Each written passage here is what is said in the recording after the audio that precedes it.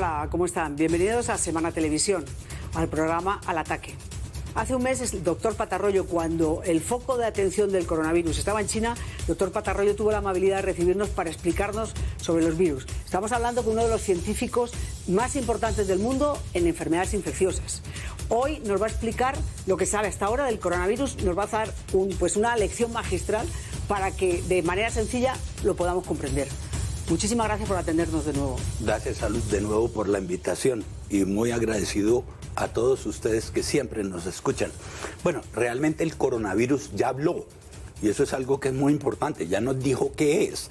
Entre otras cosas, pertenece a una familia, ojo, de virus que se llaman coronavirus, dentro de los cuales uno de ellos es el SARS, que acuérdense que nos introdujo un jurgo de miedo hace aproximadamente 11 años, el MERS, y aquí está el otro. Ellos son virus que causan problemas fundamentalmente respiratorios, dentro de los cuales, si tenemos aquí el tejido pulmonar sano, miren la infección y el daño que producen a nivel tanto de aquí, de las bronquios y pequeños bronquitos y también del tejido celular. ¿Qué sucede? Una de para atrás, ¿sí? Lo que sucede es que ese ha afligido ya a 146 países, produciendo 179.000 casos, ¿ya? Y 171.000 casos a hoy, a las 8 de la mañana, y 6.531 muertes. Se han recuperado estos 171.000, 77.000 individuos. Como les decía, produce un daño pulmonar fundamentalmente, y este es el tipo de daño que va induciendo en las personas. Una neumonía que prácticamente destruye el tejido. Pero sigue la dinámica de cualquier enfermedad infecciosa. Por eso fue que Salud muy gentilmente quiso invitarme de nuevo a su programa. Porque esta es la dinámica. Crece exponencialmente, pero ojo, aquí hay algo muy importante. Luego alcanza una meseta y luego comienza la declinación. Eso sucede cuando no hay medidas así protectivas por parte del sistema de salud. Pero si logramos aplanar un poco esa curva, tenemos, entre otras cosas, que la enfermedad va a crecer lentamente y fuera de eso va a retroceder en un tiempo un poquito más largo, pero lo hará. Eso es exactamente, por eso les digo yo que el parásito ya habló, el virus ya habló. Y ustedes ven aquí cómo fue la dinámica en China, creció exponencialmente, hizo su meseta y ya comenzó a decaer. El resto de países estamos en esta situación y es exactamente eso lo que ha hecho el pánico. Ahora bien, la mayoría de las infecciones... Un momento, perdone, profesor, ¿podemos volver un momento atrás? Sí. Podemos volver un momento atrás. Usted lo que dice es, en China subió de una manera fuerte, violenta, como usted dijo, sí. Luego se estabilizó y ahora ya empieza a bajar. Descendió. Desciende. Y esa es la dinámica de cualquier enfermedad infecciosa. Entonces, el problema es cuando sube muy rápido, es que no tengamos capacidad. Exacto. De los hospitales, es decir, que saturen el sistema de salud. Exacto. Ese es el problema fundamental. Cuando sube tan rápido y el sistema de salud no tiene manera de controlar los individuos enfermos, entonces obviamente colapsa el sistema de salud. Y eso es lo que va a suceder en todos los demás países, ¿ya? Tenemos eso. ¿Quién es y cómo es la característica de la infección por el coronavirus? El 81% de los individuos tienen una infección leve, el cual es como un resfriado. El 14% llegan a tener una especie de neumonía, ¿ya? El 4%, esos son los que van a cuidados intensivos. Pero miremos aquí cuál es la tasa de mortalidad, no digo de todo el país, sino de aquellos que están enfermos. Un momento, ¿podemos volver atrás un momento? Sí, por favor, dale. Mire, cuando decimos que el 80% es leve, ¿eso significa que se pueden cuidar en su casa? Sí, esa gente que realmente puede estar en su casa. ¿Aislados? Aislados, sí, obviamente con condiciones higiénicas y manteniendo retirados a los contactos, que la mayoría de las veces son los familiares, el papá, el abuelito, los niños, los sobrinos. Pero eso se curan en su casa. Solitos, como digo yo, a pesar del médico, ¿vale? Esto, cuando ya tienes severa, ya llamas por teléfono y te tienen que hospitalizar. Exacto. Y estos críticos son los que están en cuidados intensivos, dentro de los cuales están los muertos, ¿ya? Sigamos. ¿Y quiénes son dentro de todo este panel los que se mueren? La mortalidad entre los que han sido infectados es mayor en los individuos mayores de 60 años. Yo estoy en esta etapa. Yo estoy en el 8%, yo no sé tú en cuál estés, pero yo estoy en esta, aquí. en el 8 de 70 a 79. De manera pues de que en la misma medida en que se van aproximando la gente a los 80 años y más, ¿por qué? Porque nuestro sistema inmune, al igual que lo que pasa con todos los componentes de nuestro organismo, comienza a decrecer con la edad. La masa muscular, los huesos, la estatura, etcétera, etcétera. De manera pues de que eso es algo absolutamente lógico. Muy importante es esto. Miren ustedes, por ejemplo, en los niños prácticamente no hay ningún tipo de mortalidad. Mortalidad, dije. Una cosa, volvamos atrás un momento. Si en los niños casi no hay mortalidad, en la gente adulta de los 60 a los 80 es cuando más mortalidad hay, ¿tiene sentido cerrar los colegios?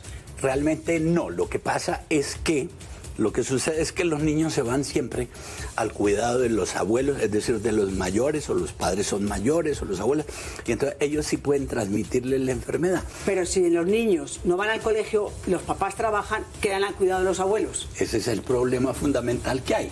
Entonces ahí toca hacer una cosa que es la siguiente. La atención primordial debe de ir hacia este grupo, salud, es decir, hacia la gente como yo, mayores de 60 años de edad. ¿Ya? Y obviamente aquí no vamos a tener... Mire, estos son unas estadísticas fantásticas de China. 44.000 casos confirmados, analizados. Bueno, es que el virus está hablando, nos está diciendo no solo cómo se transmite, qué característica tiene, sino que también cuál es la dinámica de mortalidad e infectabilidad que tiene. Pero entonces los dirigentes políticos que establecen ese tipo de normas, como por ejemplo, colegios cerrados, ¿de quién se están asesorando? Ay, eso es lo que me gustaría a mí saber. ¿Quién los está ¿A usted le ha preguntado a alguien? ¿Le ha llamado por teléfono a algún nunca. político? No, nunca, ninguno. Bueno, pues eso es problema de ellos. Démoslo ahí, sí, ya vale, que de paso nos lo trasladan a nosotros. Bien. Por eso. Ahora mire, ¿quiénes son los que mueren? Realmente gente que tenga enfermedades cardiovasculares, hablo de los mayores, obviamente, diabetes y que han sido infectados.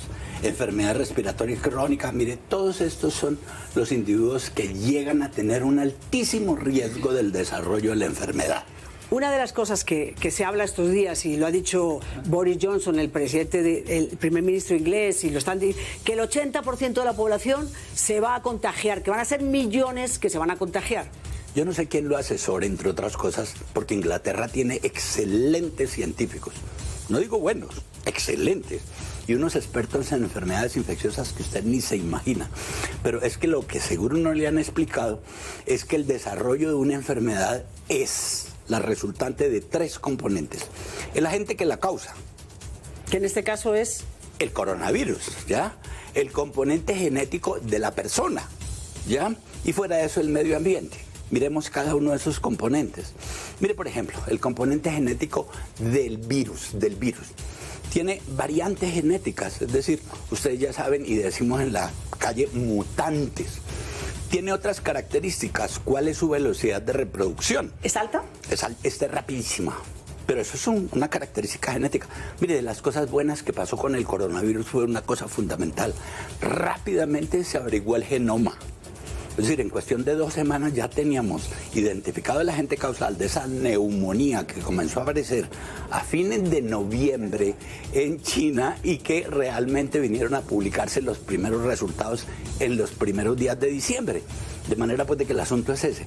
Hay variación antigénica. Les mostré que son unas familias de virus del SARS, que significa Severe Acute Respiratory Syndrome. Síndrome de enfermedad respiratoria aguda severa. Entonces, hay variación antigénica. Pueden mutar, como saben ustedes bien, hacia lo positivo, volverse más agresivo, o hacia lo negativo, que de pronto desaparezca por un tiempo. Ojo, ninguno de estos microbios desaparece del todo. Velocidad de reproducción, ya lo dijimos, virulencia o patogenicidad. Es que tanto daño puede llegar a causar. ¿Y esta cómo es? Pésimo. Este es de los peores que hay, realmente. Ese es el problema. La otra cosa es, miren ustedes, qué cantidad de estos punticos rojos que hay y rosados son las variaciones genéticas. Ese es el problema fundamental para producir vacunas contra ellos. Tienen tal variabilidad genética que es el virus solo. este H1N1. 11.635 variantes genéticas. Es decir, que conseguir una vacuna es muy difícil. Casi imposible. Tiene que hacer 11.631 vacunas. Y eso es lo que nosotros hemos venido atacando. Peor el caso del parásito de la malaria, que tiene 200.000 variantes. Entonces, dése cuenta que por eso no se han podido producir más vacunas. Ahora miremos las características del individuo. Las células que van a infectar tienen características genéticas distintas. Usted tiene, yo por ejemplo, ¿qué grupo sanguíneo es usted? El vulgar. El vulgar, lo mismo que yo, O positivo. Pero resulta que mi mujer es A negativo.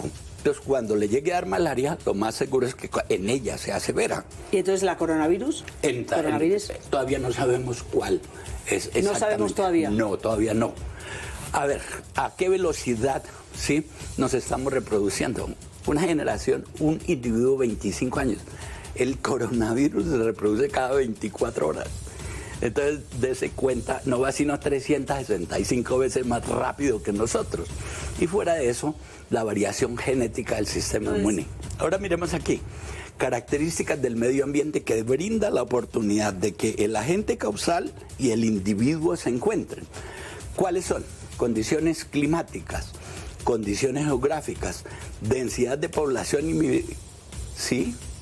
Este no se va a contagiar de coronavirus. Seguro que más probablemente que no. Pero una cosa que le quería preguntar, devuélvase por favor, a las condiciones climáticas. Dicen que en los sitios de calor hay menos posibilidades de contagiarse. No creo, la verdad. No tiene ninguna evidencia científica, ¿sí? El virus crece perfectamente 22, 24, 26 grados. Ahora, ¿qué es lo que pasa? Que durante el periodo de invierno nuestro sistema de defensas ¿sí? se recoge un tanto. Entonces tenemos la posibilidad de recibir infecciones por el sistema respiratorio debido a que el frío del aire hace que baje nuestra temperatura en los pulmones y en nuestro sistema corporal. Y entonces ahí pueden actuar mejor el virus de la influenza, la tuberculosis, todo lo demás. De manera pues de que es esa la razón por la cual está dándose principalmente en China en el periodo de invierno. En Italia, en España, en Europa están en periodo de invierno. Es que esa es la situación. Ahora, miremos las condiciones geográficas, la densidad de población y la movilidad. Como decíamos, a este es poco probable que le llegue a dar coronavirus, ¿sí? Pero mire, ¿usted qué piensa? Esto es un transmilenio. Sí, claro, le cuento. Yo no sé cómo vayan a resolver el problema, pero los hacinamientos que se observan en Transmilenio son enormes. Entonces, eso es más o menos como meter todo este paquete que hay aquí en un Transmilenio. La posibilidad de transmisión es altísima. Yo, con todo el respeto que tengo por las decisiones de los gobernantes, porque me encanta la actuación del presidente que ha asumido la responsabilidad de eso, realmente lo que diría, entre otras cosas, es, miren, ¿sabe qué?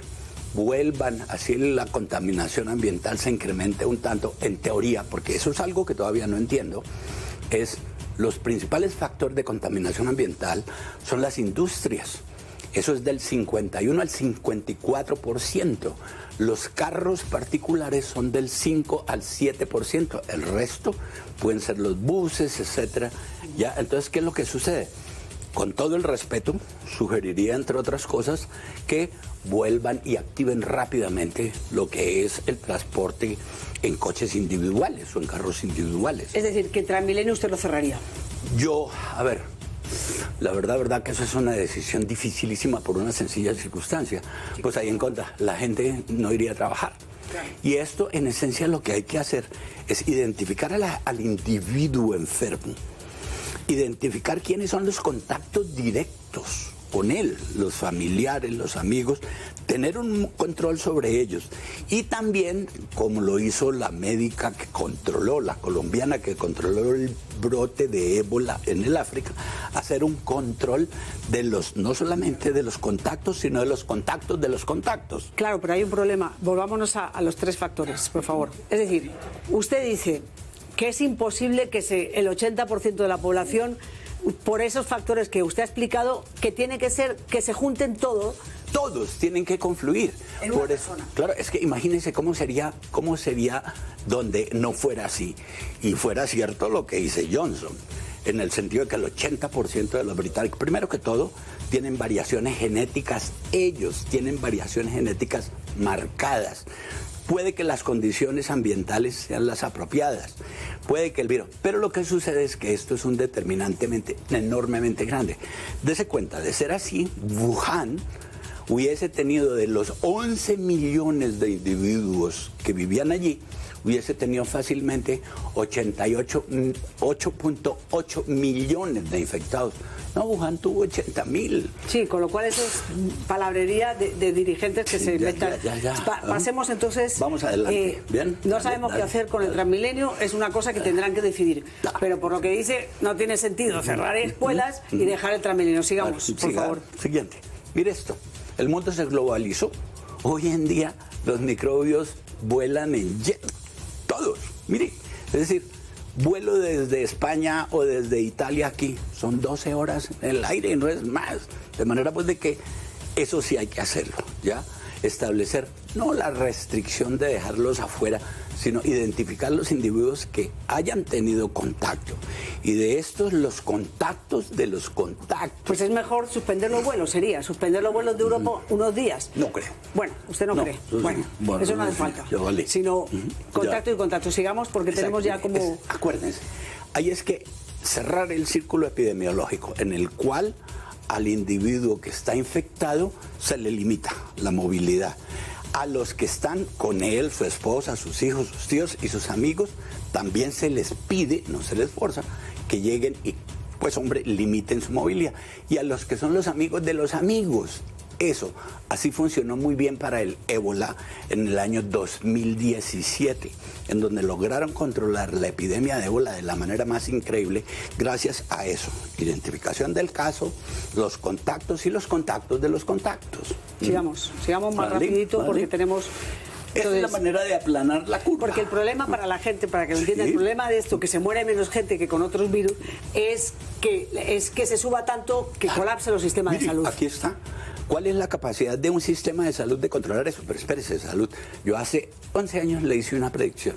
Esto se iba a venir y se vino, ¿ya? Pero no quiero imaginarme lo que llegue a suceder cuando esto, siendo una enfermedad pulmonar, nos causa ese problema, cuando llegue a ser una hepatitis.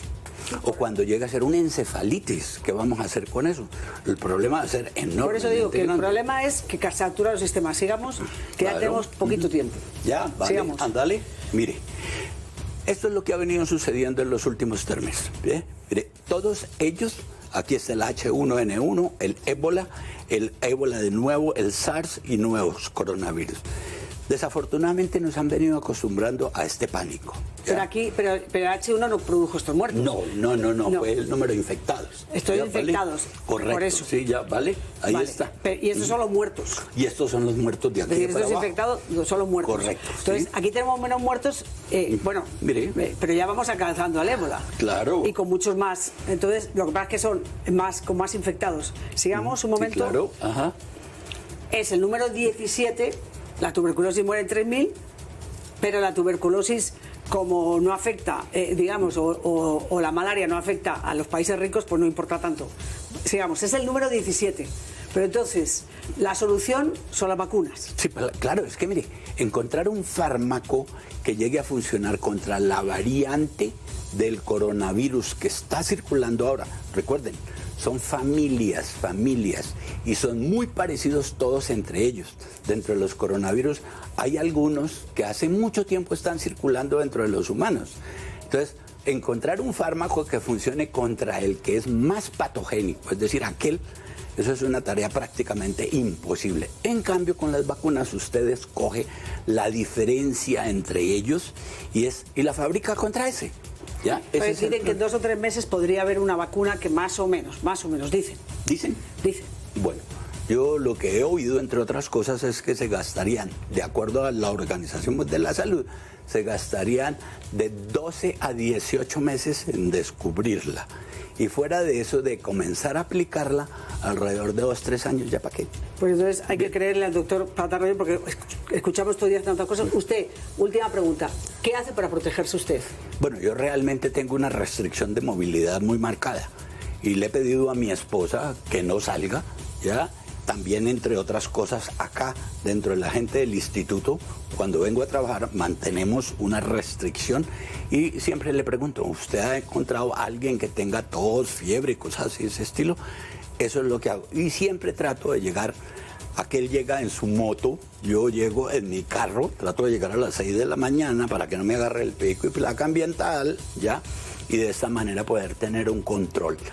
Pero yo pienso que las medidas gubernamentales que se están adoptando, algunas de ellas son buenísimas.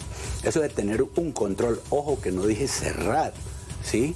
Un control de los aeropuertos para que la gente, ojalá queden todos registrados, para que tan pronto como se aparezca un caso dentro de los que vienen de fuera, que es así como se está contaminando nuestro país y los distintos países, entonces de este se tenga la información y de los que venían en el avión y que ese individuo, ahí es donde entra la solidaridad nuestra, le reporte al sistema, mire, yo estoy enfermo de coronavirus y fuera de eso, hacer que la familia también quede bajo control y los amigos de la familia con los cuales él haya podido tener contactos, la familia, queden también controlados. Es que esa es la manera de hacerlo, de esa guantes, manera. Bueno, eso sí. También. Y claro, saludarnos así. Claro, mire, yo pienso entre otras cosas que aquello de no darse la mano, pues bueno, está bien. Eso es una costumbre antigua de hace como unos 2500 años. Para decir, mire, vea, yo no llevo puñal aquí. Y el abrazo es, mire, tampoco llevo una espada en la espalda. Pero me gusta lo de los orientales, que yo la invito a que lo haga. Así. Bueno, pues Este doctor es un Patarroyo, saludo. muchísimas gracias por otra lección. Le molestaremos dentro de un tiempo. Gracias a ustedes. Después de escuchar al doctor Patarroyo, que es una persona que nos habla con una claridad tremenda para los que no somos ningún experto en enfermedades infecciosas ni en cuestiones científicas, uno lo que se queda es muy preocupado porque tiene la sensación de que los gobiernos toman decisiones sin contar con los científicos, sin contar con los expertos. No hay un comité de sabios aconsejando a los gobiernos, porque parece mentira que el primer ministro británico, y no es el único, llega a decir que hay 80% que hay posibilidades de que el 80% de los británicos se contagie de coronavirus. Y el doctor Patarroyo explica que eso es imposible por la serie de factores que se tendrían que juntar para que eso sucediera, y es casi un imposible, o sin el casi, es un imposible. Entonces, nos gustaría saber qué científicos aconsejan al presidente Duque, a la alcaldesa de Bogotá, a los alcaldes de Medellín, de otras ciudades. Es decir, qué científicos les están aconsejando, en qué comité de sabios se están asesorando, con qué comité de sabios se asesoran, de sabios se están asesorando. Nosotros en los próximos días en Semana Televisión vamos a hacer un esfuerzo para acercarles lo más posible todo tipo de informaciones, porque hay muchísima fake news, hay mucho cantamañanas, mucho hablador de paja, contando cosas que alarman unas veces, que si no utilizan tal medicamento, que si ya tenemos el otro. Escuchaba en la radio que hay un medicamento que están aplicando porque eso, perdón, un medicamento aquí en Colombia aplicando porque puede frenar el coronavirus, perdón, si eso no existe, por favor. Entonces, pongamos los ojos y los oídos en los científicos, en los que saben, y ojalá los gobiernos hagan lo mismo. Hasta el próximo día y, como digo, les estaremos haciendo programas especiales sobre este virus que pues ha paralizado el mundo y que vamos a intentar que no paralice Colombia.